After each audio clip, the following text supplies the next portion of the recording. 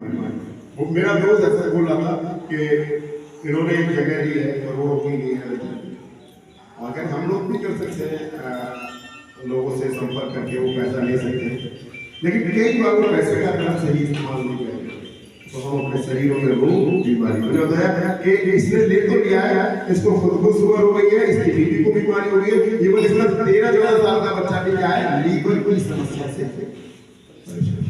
क्यों हुआ? कई बार जो परमिशन ने हमें दिया है हम उसको सही तरीके से इस्तेमाल नहीं करते।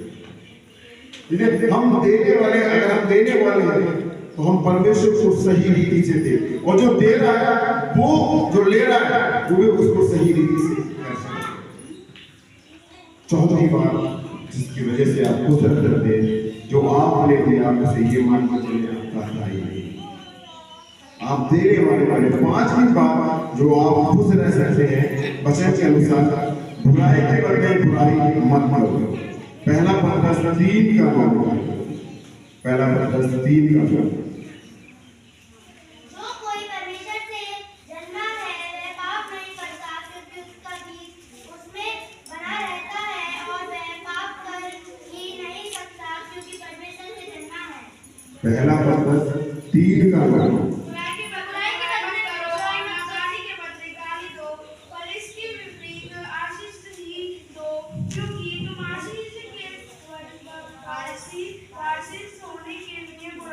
हाँ, हम किस लिए बुलाए गए? हम दूसरों को आशीष देने के लिए बुलाए गए। बाइबल कह रही है बुराई के बदले बुराई मत करो, पर तुम क्या करो? भलाई करो। जो आपके साथ बुरा करे आप उसके साथ क्या करें? भलाई करें। अगर आप खुशी देखना चाहते हैं, आप अपने जीवन में आनंद देखना चाहते हैं, तो परमेश्वर का वचन कहता है कि आप बुराई के बदले बुराई ना करें, और तुम बुराई के बदले में आप क्या करें? आशीष से। वो कहता है कि तुम्हारे गाल पर एक थप्पड़ मारे, आप अपना दूसरा गाल उसकी तरफ करें। लेकिन ये अच्छा नहीं, अगर कोई आपको 2 गाली देने जा रहा है, आप 4 गाली देंगे, बिलीव करते हैं। लेकिन कई बार हमारे जीवन में आशीष नहीं है, कई बार हम खुश नहीं है। खुदा का वचन कह रहा है कि खुश होना है आपको, तो आप बुराई के बदले बुराई ना करें, और जो बुराई के बदले बुराई करता है उसके जीवन से कभी बुराई नहीं जाता। परमेश्वर का वचन कहता है यदि कोई बुराई के बदले बुराई कर रहा है तो उसके जीवन से, उसके घर से बुराई कभी जाएगी। इसलिए मैं और आप आशीषित होने के लिए बुलाए गए, मैं और आप खुश रहने के लिए बुलाए गए, और खुश रहने वाला व्यक्ति क्या है?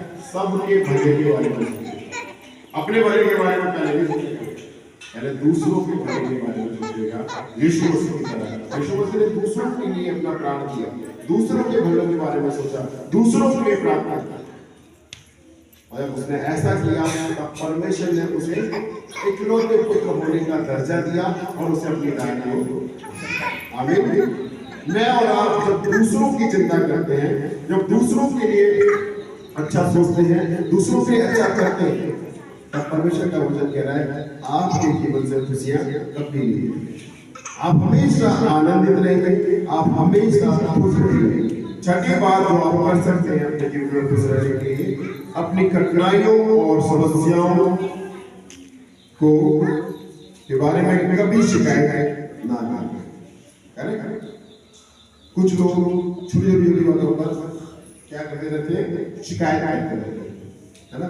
कई बार हम जो खाना प्रभु ने हमें दिया है ना, हम कुछ कार्य करें, प्रभु आपने हमें सूखी रोटी, है ना।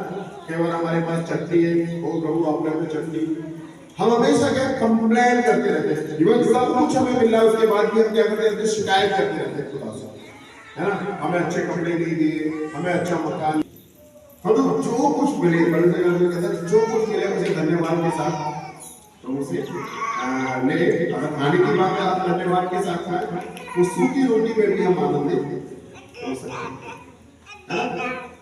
हम क्या है जो परमेश्वर ने दिया हम उस पर भी क्या करते हैं? श्राप लाते हैं।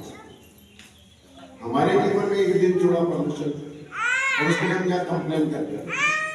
कैसा दिन है, ये है, वो है, ऐसा है, वैसा है। परमेश्वर ने मुझे देखा, मैंने इसको एक दिन दिया, मैंने इसे खाने से भी भरपूर किया, है ना। कितने लोग हैं जो तरह तरह की समस्याओं का लेकर फिर भी वो कंप्लेन देते हैं। केवल कई लोगों के पास पूरे दिन खाने के लिए नहीं, उसके बाद वो कंप्लेन करते हैं। और प्रभु ने हमें तीनों टाइम खाने को देता है, उसके बाद हम कंप्लेन करते हैं और मीट नहीं मिला, पूरे दिन हम सब्जी से मुंह मार रहे हैं। केवल लोग कहते हैं अरे है ना, इतनी बढ़िया बढ़िया सब्जी है, केवल आलू ही हमें खाने को मिले। आप देखिए कुछ लोगों के पास तो आलू भी नहीं है। जो प्रभु ने आपको दिया, हर कठिनाई में, हर समस्या में आप परमेश्वर को धन्यवाद दीजिए, कंप्लेन ना करें। हमारे जरा से हाथ में चोट लगी, पास्टर जी हम यही प्रार्थना करते हैं कि हमारी उंगली कटी। आप देखिए कई लोगों के पैर में, आपकी तो जरा सी उंगली कटी, आप इतने परेशान हैं, जिनके पैर नहीं होते उसके बाद वो कंप्लेन नहीं।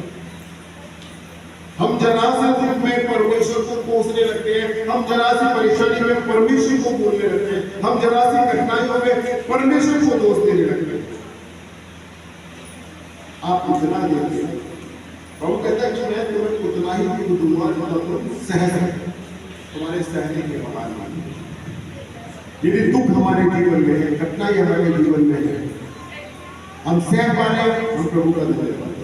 जब असहनीय हो, जब सही ना जाए, तब आप परमेश्वर से कहेंगे प्रभु आप परेशान, अब मुझे ये परेशानी झेली नहीं जा रही, आप कंप्लेन नहीं कर रहा हूँ, आप चाहें तो इसे दूर कर सकते हैं, आप चाहें तो मुझे